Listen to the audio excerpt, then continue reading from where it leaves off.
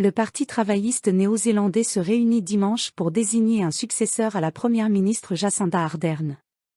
La piste d'un chef de gouvernement d'origine maori, une première dans le pays, est sur la table. Qui pour remplacer Jacinda Ardern?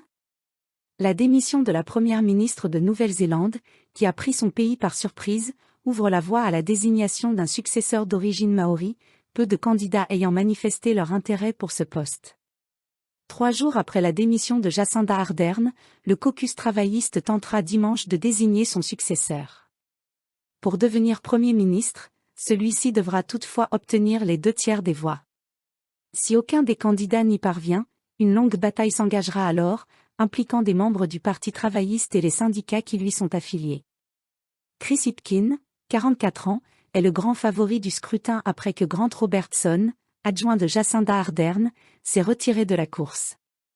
Chris Hipkins, dont la candidature est jugée sérieuse, a été médiatiquement très exposé, ayant été chargé de la gestion de la crise du Covid-19 ainsi que des portefeuilles de l'éducation et de la police. Parmi les autres candidats en lice figure la ministre de la Justice Kiri Allan, figure de proue des députés travaillistes d'origine maori, et le ministre de l'Immigration Michael Wood. Âgé de 42 ans, ce dernier est responsable de l'augmentation du salaire minimum en Nouvelle-Zélande et bénéficie d'un soutien considérable dans le mouvement syndical du pays.